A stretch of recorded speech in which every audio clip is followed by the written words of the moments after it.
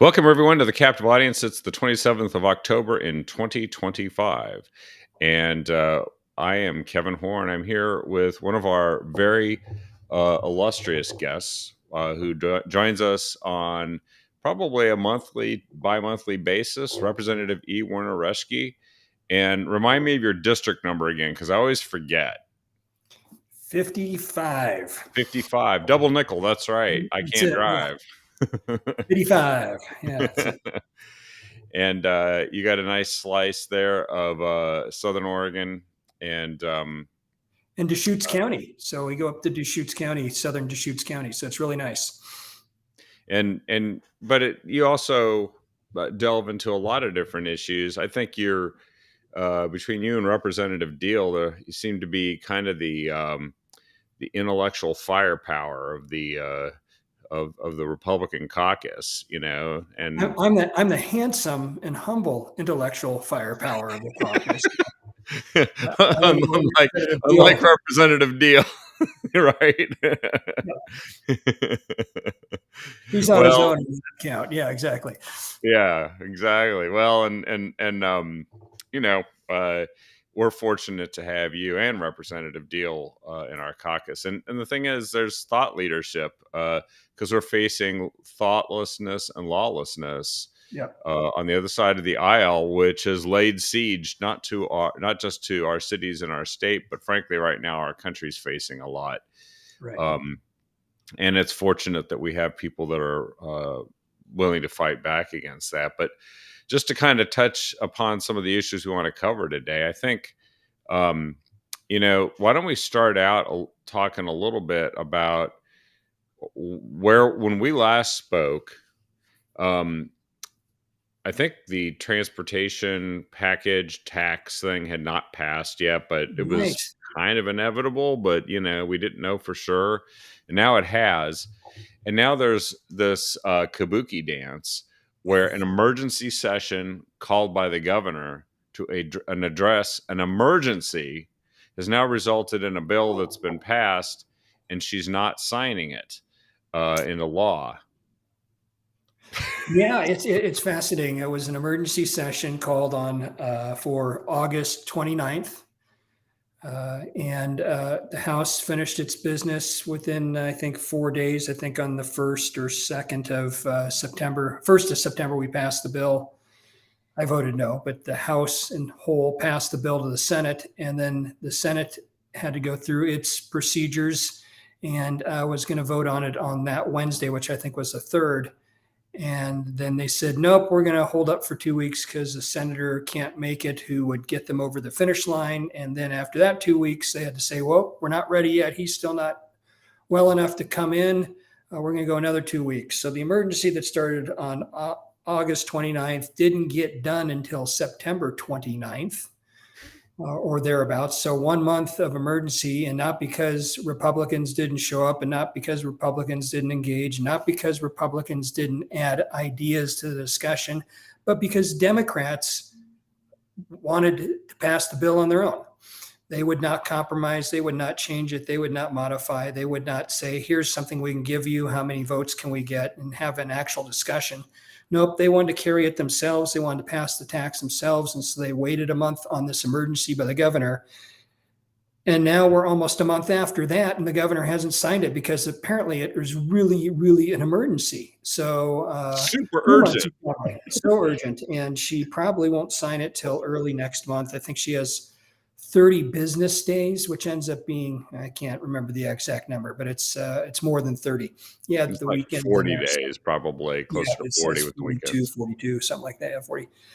But anyways, that's not that much. You're right. It's about 40. But anyways, this emergency that started on August 29th, the only thing the legislature was, quote, doing as far as legislation, and we can't get it done. And the whole reason, of course, that they're delaying now, or the governor's delaying, is to limit the number of days that we will have to collect signatures.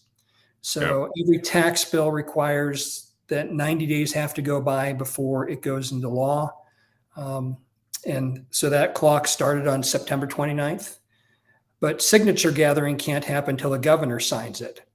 So while that 90-day clock started, the signature gathering doesn't start until the governor signs it. She knows that. She's going to wait the last possible day, last possible minute is my guess. Sign it, and then we will be off to the races for about 54 days to collect 78,000 signatures. And it sounds like it's going to be a lot of pressure is going to build because a lot of people are just real eager to sign it, and it's going to make a lot of news when she does sign it. And she's Yep. warned us, of course, that all these things are just going to disappear as soon as anybody decides they want to sign it. Like Yep. they've already, just by agreeing to have a vote potentially by signing a petition, they are jeopardizing our transportation. The roads won't get plowed. The potholes Yeah. won't get filled. Yeah. I mean, there's things that should be being done right now. I don't know how to say that. That's too many is forms of the conjunction of the word verb is, but or to Yeah. be. But anyways, they've got they should be doing things right now. ODOT should be preparing for winter, and they're assuming that the funding's coming in. But if the people say no, they haven't got any backup plan. I Yeah. would recommend maybe looking at the Republican options that we put in there that didn't require any tax increases and could fix the problem for ODOT, and we could go on our merry way. But I don't think they'll do that. No, no. And, there's another thing that we'll just have to watch for and see if it actually happens. But there is a history of um, the legislature coming into session and then moving the date of a um, petition referral of a tax. I last saw Right. this Right. in it was Measure 6667 in 2009, and then prior to that, Measure 30 in 2003. They moved Mhm. it to 2000 January of 2004, Yeah. and A real they popular month for voting is January. yeah, people love that, and of course they love having people campaign to them over Christmas. That's one of their favorite things. Yes. It's one of my few favorite things. That's right. Exactly. Just But it is the case that that this is the cornerstone of the governor's plan for the last session, and she hasn't delivered on much. So she's no. kind of at this point where the few things that she is doing, she kind of arrogantly just says, "Well, who cares? Nothing's wrong, really." Um, Except that we have emergencies constantly for funding. There's no Right. emergency apparently for making sure businesses stay or don't leave the state of Oregon. So the Um, big talking point on the left or the progressive side, if I want to be charitable, is that 500 ODOT jobs were in jeopardy, and Republicans were concerned about that too. But Democrats moved heaven and earth almost to pass this bill. yeah, And at the same time, we've lost nearly 25,000 private sector jobs, and Democrats have done nothing zero.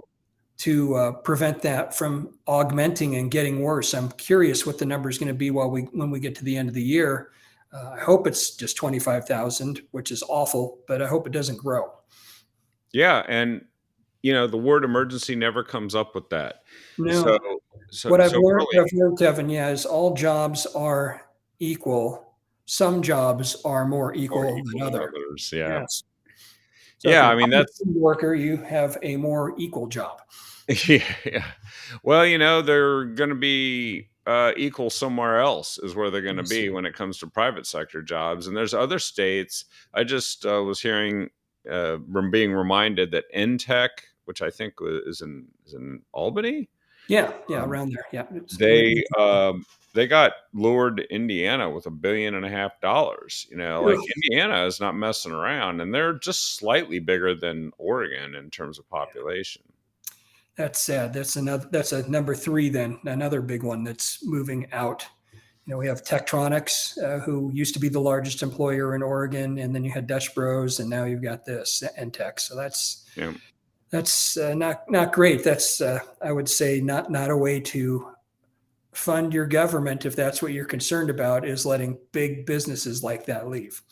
Yeah, because you can't replace those businesses with government workers, No. because that's like it's like the when you see one of those power strips and somebody takes one end of the power strip that's supposed to go on the wall and they plug it into the other end of the power strip and say, "See, problem solved." Plugged in, ready to roll. Right, exactly. Yeah. That's right. See, I electricity say flows through the wires. for for about 30 years, I worked, well, over 30 years, I worked in the private sector and I paid taxes. And then I got this job in 2016, 2017, and get my paycheck from the state. And I realized that I really don't pay taxes anymore. I just am part of the class that recycles money. Recycles money. We don't generate wealth. We recycle our money. So if my taxes get bigger, guess what? We advocate for higher pay wages, which then come out of the private sector. So the private sector is really the ones that pay the taxes. I So, want to jump back quickly to one thing yeah. on transportation tax. Is that now coming out of the woodwork are some Democrat senators who are saying that they're disappointed the governor isn't signing this so that people can vote. Yeah. Jeff Eager wrote a column about this saying Dem Rep wants fewer procedural games as tax bill sits unsigned on Kotek's desk. I mean, Right, right, that's right. bad when you embarrass fellow Democrats into saying, "Oh, this actually doesn't look too good." No, it's interesting. There's that, and there's they voted yes on the bill, and now they want enough signatures so people can vote on the bill because I think they have figured out a little late that the yes vote was not a good vote. The yes vote was an unpopular vote. So now they're saying, oh, we voted yes so that you would have a chance to vote on it. That's what we did. And it's the governor who's messing that up. We wanted you to have, and the fact of the matter is they could have easily amended the bill to send this to the voters right away. Yeah, they We could didn't have. have to collect one signature. It could have been in the bill that this would be referred to the voters for final approval, no questions asked. If that's really what they wanted, I don't think that's what they wanted. I just think they've figured out a little late that this was a bad vote. And I think yeah, you're right. There's several of these folks. Jeff Eager writes great columns, and Yes, he he does. Good he stuff.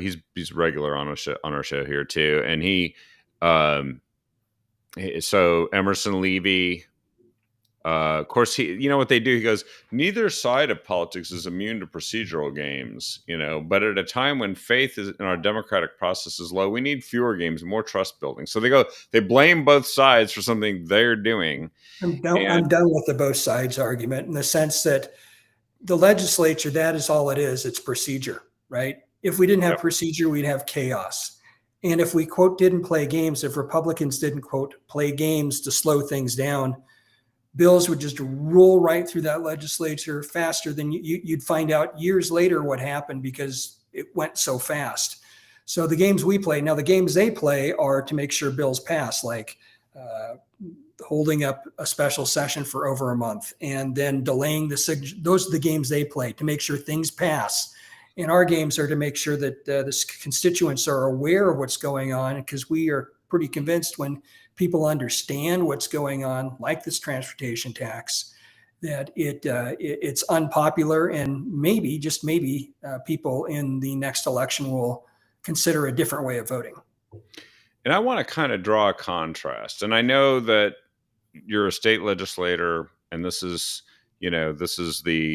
there's state issues, there's federal issues, but actually there's quite a connection between the state and the federal side, especially when it comes to money and budgets. And so let's see, Democrats don't see any reason to compromise. They play procedural games, um, and they do it to pass something that 93% of the people who gave testimony said was a bad idea, and then they don't want voters to have any say on it. Right. But when they talk about when the same delegation, Democrats, but the federal delegation swear that what someone should do, that this is actually totally legit and maybe popular, they think, to actually force the federal government to shut down Yep. and be unable to function so that they can take a minority position and make it a majority position or override the majority and force through a bunch of changes that they lost in the last election about. And then they say what really needs to happen is that Republicans must come and compromise. Well, they don't really seem to care about compromise except when they are shutting the government down. And Right. so I just look at all these, it's like two parallel universes. The Democrats don't see any contradiction. Like in one universe, up is down and down is up, and the sky is green and the ground is blue. And they don't see the conflict between the other universe. And then they're actually in the name of helping people that are reliant on government benefits, they're going to deprive people of government benefits. Literally, it looks No. like, what is it? WIC and SNAP Yep. benefits are probably not going to go out shortly to 40 million people across the country and quite some people in Oregon. Yeah, it's fascinating, and uh, we do have reserve funds that we could use to make those payments in lieu of. But my guess is the governor won't do that because she wants a crisis in her mind. Well, at least my calculus is her campaign strategy is blame Trump. That's just basically her whole campaign is blame Trump. So any pain that comes from the federal government, doesn't matter whether the state has overextended itself, doesn't matter if the state is uh, spending money on health care for non-citizens and illegal aliens, does not matter. The problem is Trump. And so any way she can spin that and cause pain to Oregonians, it's Trump's fault. I'm sure if the tax doesn't pass a voter referendum, it will be Trump's fault. So Oh, matter of she's fact, the international bridge, the interstate bridge project, replacement project, I-5, just I think lost some federal funding as well. And the head of that whole project just resigned. So 2010, we spent, I think, several hundred million on yep. consultants and whatever, and never put a shovel in the ground. And I think we just repeated ourselves again in 2025 with the same kind of thing. And this is just showing you how inept and how poorly run this government is. And they're really good at reaching across the aisle to and working with the administration by calling them dictators and fascists and Yes. kings. And Yes. you know, so a bunch of us have been saying to each other, it's like, so if President Trump is a king, why are you allowed to protest against him? Yeah. I mean, He's really? a pretty awful king, isn't he? I think Yeah, the not rules of good at being it. a king. We should get him a manual. This is what you can do as king. Anything, right? And he's pretty bad at letting people protest. He's pretty bad at a lot of things. So if Yeah. indeed he is a king, Yeah, he keeps having people exercise their recourse through our court system, yeah, and he wins some cases, others he doesn't. He modifies his. What kind of king does that? What right, kind of king exactly, allows some court to have some say in what's going on, huh? exactly. There is one branch of government when there's a king, and it's the king. Yeah, that's right. Well, and so I don't see how getting more money. I guess they don't really care about the I-5 bridge, and they don't really care about what happens to people that are on SNAP benefits in Oregon. It's just they care about the politics, which is why Yes, it was an emergency session, not to get transportation funding, but to get a political goal accomplished, and that's right. it. It's a political Save emergency. 500 jobs without changing one thing at ODOT. That was their goal. And that is one department that is in absolute desperate need. They made a $1 billion miscalculation. Nobody got fired. And what are we going to do? Let's give them some more money and raise taxes when we do it. That's People right. love that, you Yeah. know. So it's fascinating what's happening right now. And I'm looking at there's a recent some recent news. Tina Kotek has issued a new climate order, and apparently it's going to hit farmers and loggers pretty hard. I don't know if you had a chance to look that one over, but Yeah. I, what I, I what made is I that made about? mention that I made mention of that on Twitter, and it's or X. I'm sorry, sorry, Elon X. Um, Yeah, uh, I know its reach is pretty far. I just don't know how far, but and it's been getting some good response. And let me see if I can just pull it up real quick. Yeah. Just it's doing okay. Dun, dun, dun, dun. And it's actually got coverage in Seattle, which is interesting to me. Yeah. You So know, so here was my response to the governor doing that. It was Oregon has spent tens, if not hundreds of millions of dollars in the effort for net zero CO2 emissions. How has all that spending changed the climate to date, either in Oregon or globally? This EO hurts Oregonians. It will do nothing to save the planet. And I have a modest following of like 1,300 uh, people or bots. I'm not quite sure who they are, but I've got 1,300 things out there following me. And this has almost gotten 8,000 views. So yeah, I'm way overperforming my natural reach. And it's a hot button because, again, this is, again, a bid to the climate god, to the sun god and the rain god, to keep the left base in line. That she's their standard bearer, and this is what matters to them. And to me, yeah, it's like we just keep hurting our economy. I don't know. I guess we have to be 50th before people will wake up, and then even then, I'm not quite sure. yeah. It's kind of like it's all political worship Yep. because if this is not a very powerful god that they're worshiping, because apparently that god has very little influence over the actual temperature of the earth.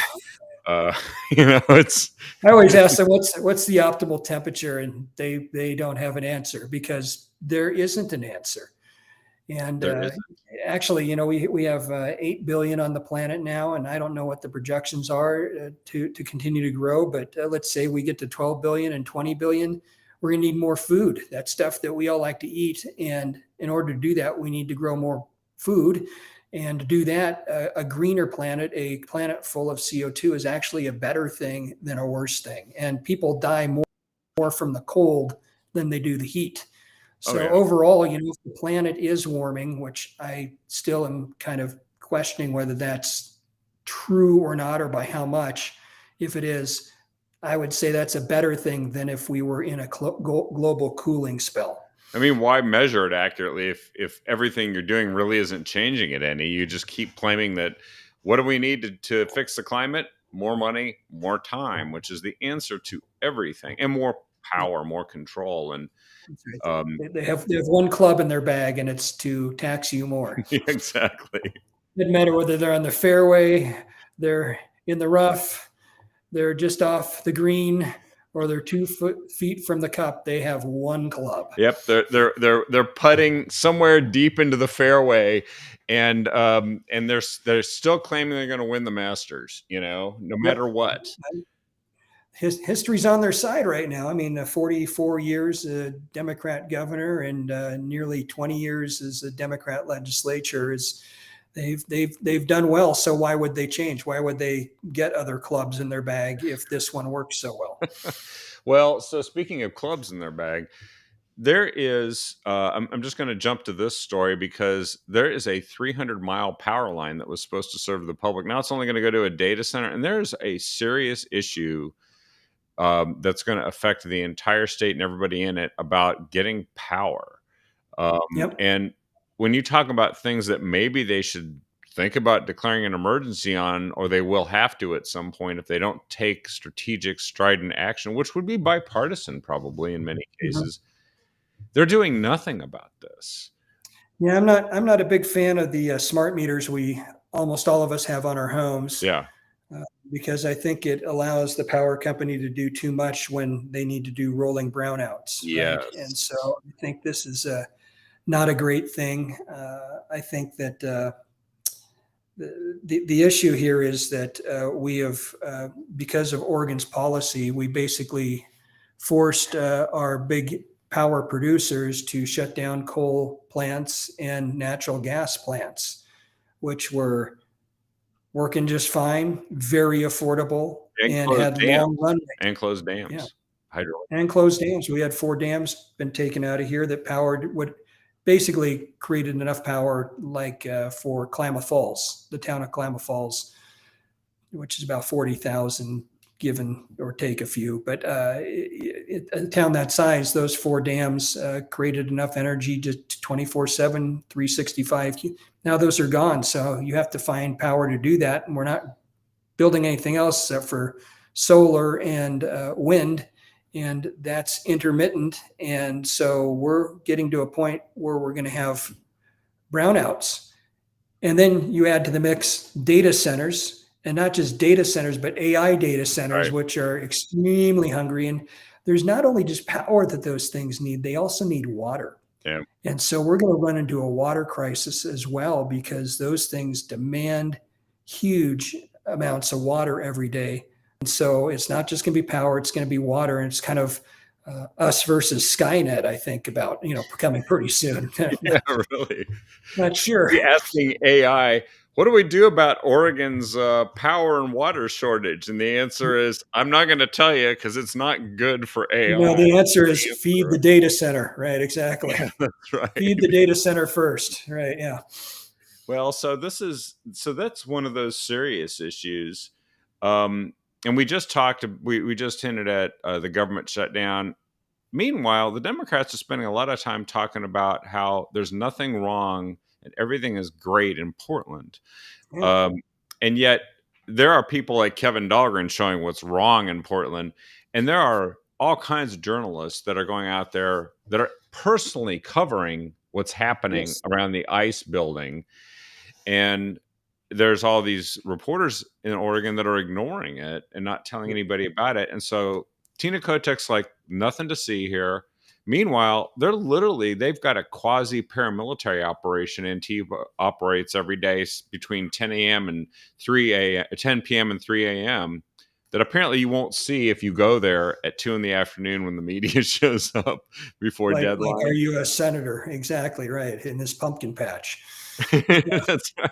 And it's like, so, and they literally are running, they can do whatever they want. And Trump's like, no, you can't. But there's a court case. It's kind of making its way through the court system. Tomorrow, I hear. Yeah. And apparently no king has interfered with that court case yet. That's last I heard. Weird. But there are people who are very fascist-like that are operating with impunity in Portland, and it's not ICE and it's not the federal government. It's Antifa, the supposed anti-fascists. Right. No, it's fascinating. I find that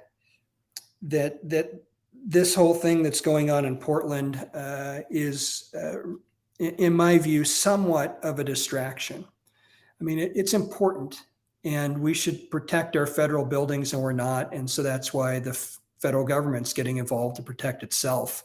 Yeah. And that's why Trump has issued National Guard troops to come protect it, so the ICE workers can actually go out and do their job rather than spending time protecting the building that they work in. Yep. So I get that, but in the bigger picture, what affects each Oregonian, I would say more, is what's happening in Salem. So the more we spend time looking at ICE, the more time we spending at Antifa, the more, yes, let's deal with that. But really the big story should be Governor Kotek and her tax, Governor Kotek and her executive orders, Governor Kotek, and coming up in 2026 is the Climate Protection Program, which is slated to cost businesses in Oregon $150 million in its first year just to be compliant. So these are the stories that really should be on the hearts and minds of Oregonians, because these stories will impact them. No Oregonian will be able to hide from them because they are statewide. Yes, and actually, Governor Kotek didn't answer why she won't sign the emergency transportation tax bill, but she did. One of her talking heads in the media, they send people out to go and explain things when they don't want to say it themselves. And they have this professor that's supposedly a neutral observer from one of the super hyper liberal colleges. Yeah, that's right. Who could that be? And he was asked, what is it? And they said, well, actually, she's probably very busy dealing with the National Guard situation Yeah, in Portland. That's why she's doesn't have any time to sit down and move a pen across a piece of paper yeah. for nearly 40 days in an emergency. And And travel to Japan and South Korea. Yeah. Mhm. that's right. She's off to where she's going to talk about tourism that's suffering in Oregon because of all the problems in Oregon, right? You know, So and I was talking with somebody the other day about, the governor was saying,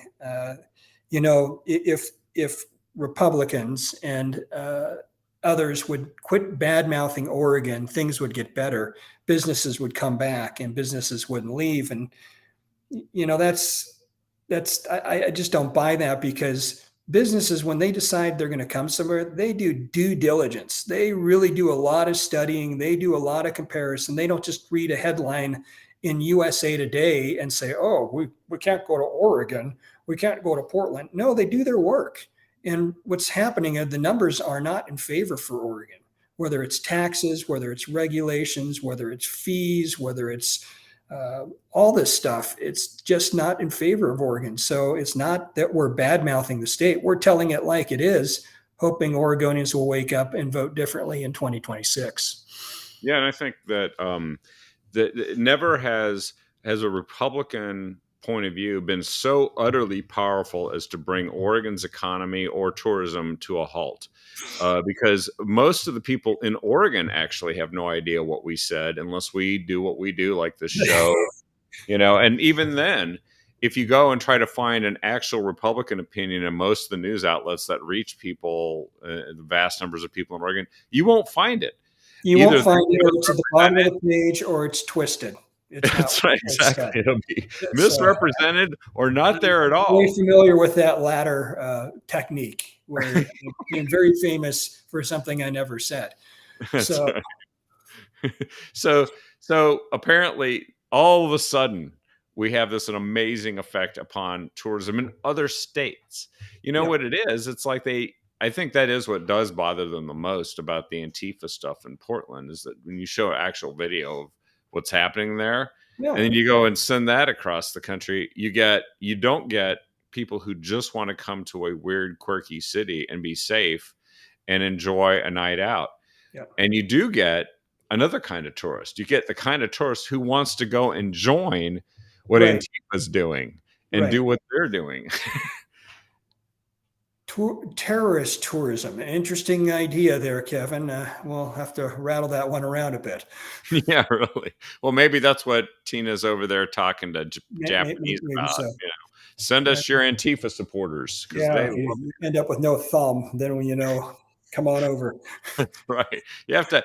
Well, to qualify, they have to big. Have you seen the pictures of the Antifa people? They have like massive Oh yeah, scars. yeah, Look they're horrible. well adorned.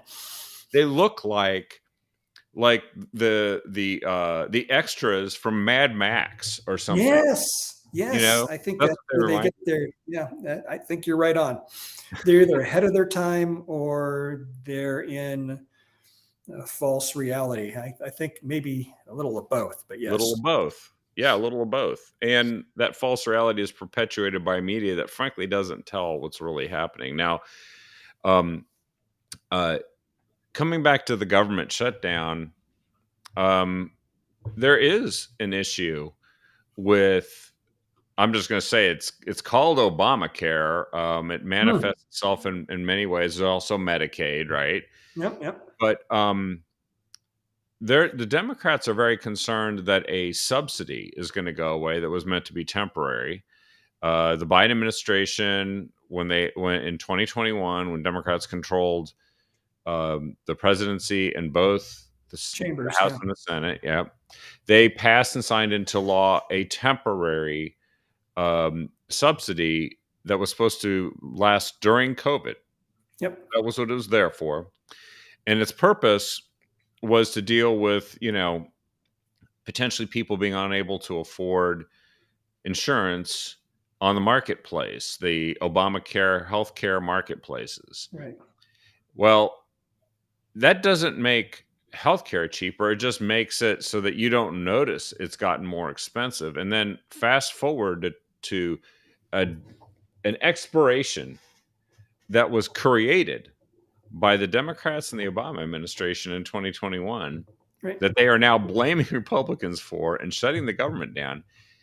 There is an issue with healthcare, isn't there? It has gotten much more expensive, and this thing about having access to healthcare is very different from being able to afford it. Yet it Yeah. was called the Affordable Care Act.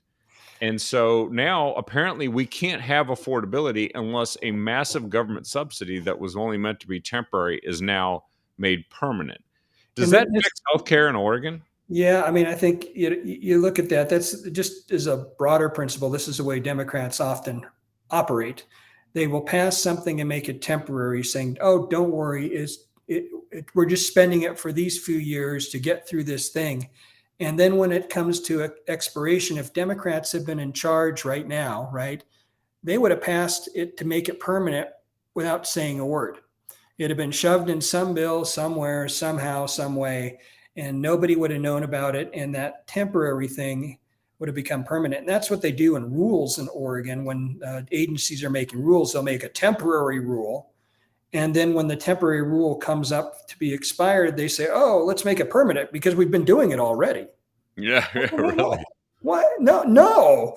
We didn't like the temporary rule. You can't make it permanent. Oh, we've been doing it, and people seem to like it. Well, yeah, when you give away stuff, people like that. Yeah, sure. So, but yeah, healthcare has gotten prohibitively expensive, especially after Obamacare.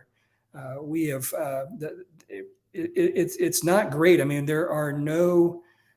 It used to be for insurance, health insurance, you'd have a physical exam every year, right? And based on that exam, they'd go through the actuary tables of your health and your age and maybe some other history factors, and they'd come up with a rate for you. But now it's just like, oh, nope, you live in this area, and so here's your rate. And so they spread it across a great number of people, and every time you add government to something, it just becomes more expensive. It just does. Somebody once said, if you think healthcare is expensive now, wait till it's free. Yeah, right. And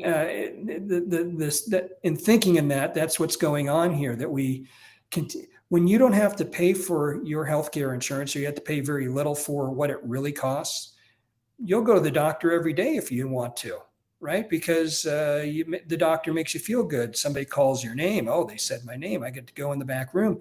The nurse comes in and takes my blood pressure, and they ask me some questions, and then the doctor comes in and they ask me questions, and they make me lay down or stand up or whatever. And that's pretty not a bad day. Might want to go. I mean, I had a friend who worked at a long-term care facility, and actually that's what happened with a lot of the residents in that facility. One guy would go to a doctor for his sore elbow, and he'd come back and tell everybody, and then everybody went to go see that doctor because they heard it was he was really good for their sore elbow or their sore knee or their sore back or whatever. And frankly, it was just a way to get out of the nursing home. Right? It was a trip out. It was Right? a vacation from the nursing home, yeah, It was, which or from the long-term care facility. I think nursing home's an old term. That shows you how old I am. But yeah, it was. So it just, when you remove cost from things, people will waste it. well, and they mandate stuff. So Yeah. it health insurance went from something that would cover, extraordinary, costly, unlikely circumstances. And it's almost like saying, well, I'm going to have car insurance, but what I'm going to do in this car insurance is I'm going to cover every tire change, every oil change. I'm going Right. to Right. Right. every the antifreeze. If you get a scratch on the car, no problem. The government's going to mandate that these things are covered by the insurance company. And so the insurance company goes, yeah, your policy is now $4,800 every 6 months for your 2012 Toyota Corolla. And you can go, well, I can't afford that. Oh, don't worry, we have Obamacare, which is a subsidy program, so that Yeah. it only costs $480. Oh, well, that's good. That's great. The real cost is still $4,800. So, I mean, the difference is made up by tax dollars, and apparently the federal government has lots of that. Wait, no, they don't. They're 37 trillion in the $1 hole. trillion in debt. Yeah. So they're actually borrowing money from China and other places in order to pay for health Those, care yes, for illegal immigrants. for illegal immigrants, which is the big lie. Because every time Democrats say Oregonians or people, they say they leave out the fact that these are people who ran across the border and showed up in our emergency rooms and got by law free health care and then passed the bill on to Medicaid, and Yep. suddenly they're going to have to like certify that that's not actually happening with federal dollars, and Yep. Oregon's like, oh no. Well, that's because Oregon committed themselves also to writing blank checks to illegal immigrants for everything and creating a sanctuary where they can't be removed, even if they're hardened, Right. felons. And Right. then they don't, but they try to make it fungible so that the federal money never really can be traced to the fact that it's actually being used to Right. subsidize hundreds of thousands of people who are not citizens. Meanwhile, citizens on the exchange, they try to get insurance, and it's like, well, that'll be a $7,000 deductible. Uh, Right. so that means you don't really have insurance Right. until you've racked up $7,000 in Yeah, bills in a year. it's a mess. There's, I mean, insurance, like you said, it should be every flavor for everybody is what it should be. And so that, Customized. if a company wants to get in the market and insure 20-year-olds that have very low risk, and so their premiums are really low and they will cover just the major medical expenses, have at it. And if another business wants to say, nope, we're going to take care of those from 50 to 75, or and do Medicare Advantage program on the 65 plus, and before that we're going to, but your premium is X and everything's covered. uh, Great. And I think there should be a smorgasbord of choices of what gets covered and what not, and the government shouldn't be mandating what should be covered or what must be covered and what not. Let the market decide that. Let insurance companies decide that. Let Oregonians or Americans decide that. And we should get rid of these artificial state lines that prohibit one Yep. insurance company from selling into another insurance company. States like Wyoming, I can't imagine what that's like with a small population. They may have one provider. I don't know. I guess one provider, two. I don't Yep. know, but even California, as large as it is, 46 million, 48 million, they're having trouble with insurance again, just because the mandates make it almost impossible. So Yeah. we have to fix the insurance part of it. We have to fix the healthcare part of it, and we got to get the government out of as much of it as possible. Yet Democrats in Oregon are really marching us towards single payer. They That's what are. they're after. They are absolutely after that, and so they're doing it one mandate at a time, and it's a slow walk, but their aim is to get us there. 1/3 of Oregonians are on Oregon health plan. How embarrassing is that? That 1/3 can't afford insurance, Yep. or they can, but Oregon health plan is a better deal for them. Yep. Well, and actually the other thing that Obamacare never did, it was never in there. It said it was going to make it affordable, but actually, they never did anything to improve the efficiency of the healthcare system No. and to increase the supply of healthcare. You and I, Yes. we've both received numerous letters, I'm sure, over the years of retiring health providers Right. that Right. and I don't get letters saying, "Look at all these great new people that have come in to replace them in larger numbers." Right. Right. Exactly. Yeah. And the system has changed a bit. I've noticed it's not there, there's like two doctors in the office that I go visit, and there's like five physician assistants and nurse practitioners and so forth. So there's different levels of care, and I think that's probably good. That's kind of inventive of the healthcare industry. But yeah, we do have a problem where we don't have enough doctors, enough primary doctors for sure. And uh, again, as government becomes more and more part of the system and consumes more of it, it's going to start dictating. Well, it does. I mean, with Medicare and Medicaid, it will pay 75% of the cost of that. We'll pay 60% of the cost of that. Well, the only way a healthcare provider can make that up is with somebody who has private insurance. And so that's why the private insurance is Cost. so expensive. Yep, they cost shift, and also, they have put a whole bunch of bureaucratic overhead on the doctors, who then have to hire other people to help with that, assuming that's even possible. But if you take a doctor who could be seeing X number of people a day, and you say, "I'm going to give you this much paperwork Yep. to do," they're going to see less people. Yeah. So It's certainly a problem. And we passed a bill that mandated who can buy healthcare companies and who can't. And I thought they wanted Democrats wanted private equity out of that market. I'm thinking, well, private equity might be the answer because they're efficient, right? And so they're going to get rid of all the waste and fraud and so forth. And they're going to go right after making sure that they take care of their customers, patients, because you don't want them to die or get sick because that costs you more money. They come more often. You want healthy patients.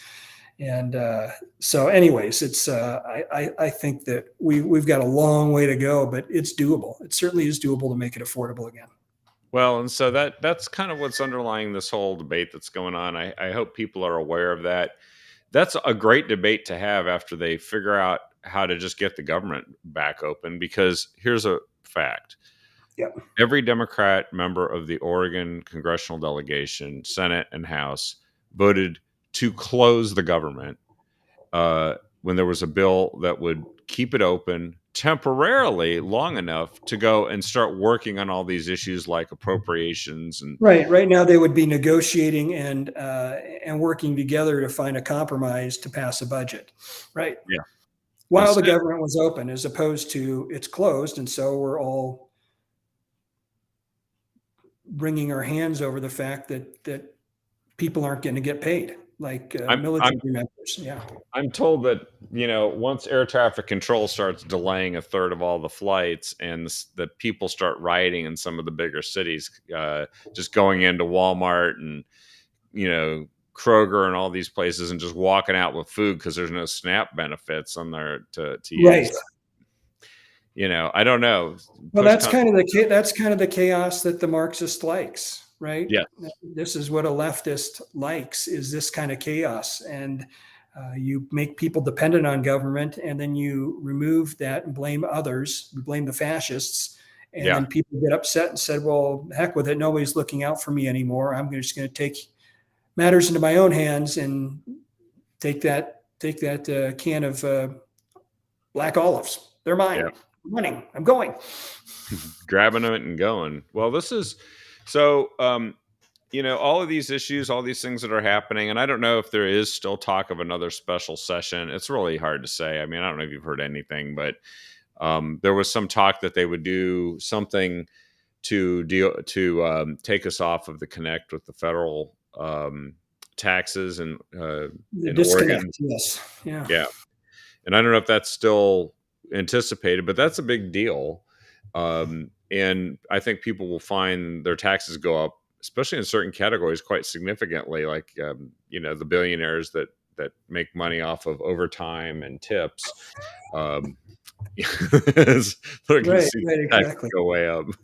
The fact is, right now in 2025, every person that earns tips, I think up to $25,000 in tips, and every person making overtime up to a certain amount, uh, that money is tax free. It is not being taxed by the federal government, nor will it be taxed by the state of Oregon. What Democrats want to do at the state legislature, and again, this is why I say you should be paying attention to what's happening in the legislature, not what's happening at a building in downtown Portland, even though that's more exciting. But what's happening in the legislature is they want to take that tax break away from Oregonians at the state level. So Yep. federally, you won't pay taxes, but state you will. Yep. And so that I think that's a crying shame, because the people who need this tax break are the people who are getting it, those that make their money and mostly on tips, whether that's waiters or baristas or people who cut your hairdresser, or on and on it goes. People who make a good portion of their income through tips or overtime. Those are not taxed right now. Right now, the law is that those are not taxed, and Democrats want to change that by, quote, disconnecting is the term, to tax you on those things, as if it was 2024, as if the one big beautiful bill did not pass, as if President Trump and a Republican Congress didn't give you a great gift. They Yeah. did, and Democrats want to take it away. And they want to take away the non-taxation of Social Security benefits too. Right, The right. super wealthy people that are dependent on Social Security benefits. The Warren Buffetts, the Phil Knights, exactly. Yes. So this is the absurdity of what's going on. I mean, if people realized what's going on, I guess they would feel differently. And you know what? Maybe they will feel differently. So why don't we just kind of segue into um, the 2026 election news from today and from the past few weeks and where we're heading for next year. So today, Christine Drazen, who was the 2022 nominee for governor for Republicans, announced her run for governor and to challenge the likely Democrat nominee, Tina Kotek. There's already one person, a Marion County Commissioner, Danielle Bethel, who's announced that she's running and has been at this for several months. There's rumors that Chris Dudley, the 2010 nominee of Republicans, might actually throw his hat in the ring. Yeah. I don't know if it goes beyond that, but they're not doing this because they think Tina Kotek is unbeatable, and apparently she's well at the bottom of the approval ratings across compared to other governors in the United States. Yep. All she has to be is more popular than all the other candidates, right? So doesn't matter whether she's the worst, the best of the worst, as they say in the nation. I mean, that's interesting, but really all she has to do is to beat the Republican and or independent and or whoever else runs candidate. And I think, in 2022, we were still in COVID. I believe not many people knew who Tina Kotek was. I mean, those in the know, like yourself and like me, I knew she was a speaker. I served under in the House chamber with her being speaker, so I was very familiar with her for about 5 years. 4 years. No, five. Yeah. Anyways, I'll figure out the math. There's 4 digits there. I got to kind of work through my head. Yeah. 2022 minus 2070. Yeah, 5 years. So, anyways, but I think the average Oregonian didn't know. Average Oregonian knew about Governor Brown and didn't like Governor Brown. And Governor Brown, if she were to run, probably would not have done well. But Tina was kind of new. She was different. She is very politically smart. And she also, in 2022, we had a couple other things going on. First is the Republican primary had about 20 candidates. Yep. Well, it took a while to kind of figure out who was who and what was what and who was going to vote where and whatever. And when you get a winner out of that, it's hard to bring all those people together and say, let's go forward together as a team. And so I think that hurt our nominee, who was Christine Drazen at the time, was that we were so fractured by 20 different flavors. Yep. And the other thing that was going on is that Betsy Johnson ran. And Betsy Johnson ran as an independent. She was a Democrat. But in the final numbers, she took more Republican votes away from Drazen than she took Democrat votes away from Tina Kotek. And so really, in the end, she hurt Drazen opportunity. So, and it was only a 2-point race. Yeah. So we have a known Tina Kotek this time. We don't have 20 candidates. We'll probably have 3, maybe 4, maybe 5. And again, I think this is a different ballgame. And we have 4 years of what an administration, Tina Kotek administration, looks like, and it's not great. I mean, whether you want to talk about homelessness, whether you want to talk about mental health, whether you want to talk about public education or public safety or transportation or pick your flavor, it's not great. It's not great at all. And to want to vote for more of that, I just don't understand. We're at the bottom of every list except for the list of how much of people who are paying the most for it. And, Right. you know, You would think, I heard a statistic that since 2001 or 2000, the state budget has quadrupled. You would think we'd have streets of gold. We'd have MBAs coming out of high school. You would think that there would be no crime because we'd have so many police officers and so much healthcare work. You would think that's what's going on because we pay it'd be a full. utopia. It'd be a Yeah. utopia. There would be this ninth wonder of the world crossing Yeah. the Columbia River. Yeah, exactly. Matter of fact, they may even offer a service where you don't have to drive your car. You get in the passenger seat, somebody drives it for you or something. I don't know, but I mean, it's bizarre that we pay so much in taxes and there's so many regulations, and yet this state is, like you said, at the bottom of the list, no matter where you look, except for, well, affordability. We're at the bottom of the list as well. So And we're starting to see other candidates step forward. I think Monique Despain, who ran against Val Hoyle for Congress in yeah, 2024, came close. But sometimes when you run a second time and everybody knows you and you kind of get a nice head start, you yep. can actually make a pretty good second run of that. She announced a few weeks ago a And rematch. her opponent, I think Congressman Hoyle, has had a few bumps along the way here that she didn't have in 24. So I think that could be, some headwinds she's got to overcome. Yep, she apparently had 215 violations of the Federal Stock Act that she just didn't fix for a year, and Oh, okay. things like that. Which, you know, so, and I know that we're going to see more candidates stepping forward for many other offices, but I think we should be optimistic. And we should be paying close attention to this because, in order to change the direction of the state, we have to be aware of the issues and the impact, and then we have to have people that step forward who are going to represent us and change that direction. Yep. And it looks like we're starting to get that. Yep. The campaign season has begun, as they say. It is afoot, and don't bother with what the media tells you to think because they're not real good at predicting things No. at this point. So I think we just have. Hillary had a, what is it, 93%, 97% chance of winning going into the 2016 election that night, and didn't seem to work that way.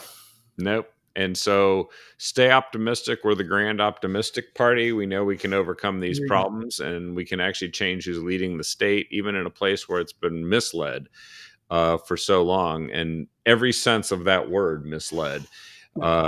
And now we have an opportunity to right the ship. Well, I really appreciate you taking the time to be on with us here tonight. Are there any last thoughts you wanted to share before we wind up for the evening?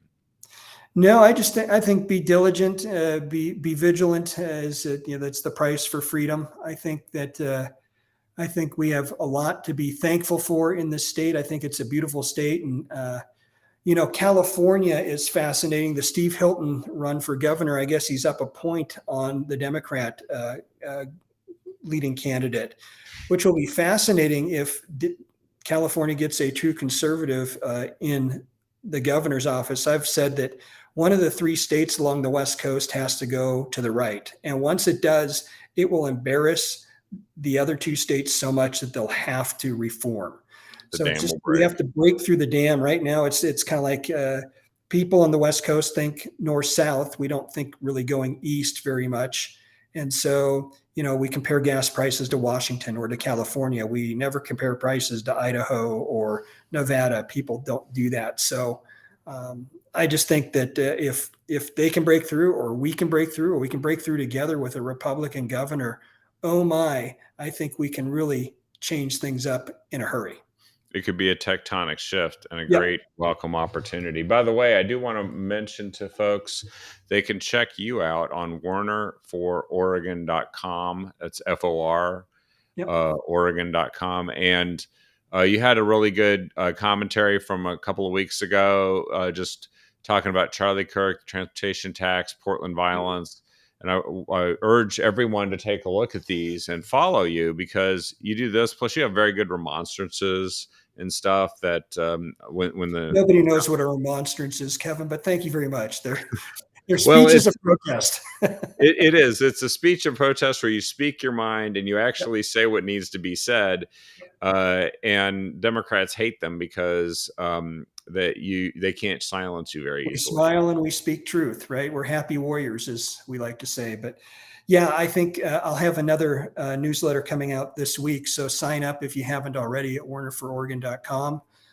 Or you can go to my state legislature website and sign up there. It'll probably go out from there, but I will send it out to everyone who signs up. And it's good stuff. I'm going to be talking about the two bad choices that the state of Oregon faces concerning environmental laws, cap Mm. and trade versus the climate protection program, and both are awful choices, and we should do something different. Yep, it's kind of like, do you want to be shot or electrocuted? Right. I don't know. Well, That's a tough right. Neither is my answer. yeah, the false choices, exactly. Well, Right. thank you for being the ever happy warrior and keeping us informed and fighting the good fight. And we'll be watching for your next newsletter as well. Thank you, All right. Representative Reschke. Appreciate it, and Thanks, Kevin. we'll see you in a when you join us again here in another few crazy weeks, because I'm sure we've got some great stuff coming up. All right. Sounds good. Thanks. Thanks, everyone, for joining us. We'll see you on the next episode of The Captive Audience tomorrow night. I have Dave Huguenel coming on. He's going to give us some comments on national and Oregon political trends, and he always has something interesting to share with us. We'll see you tomorrow night.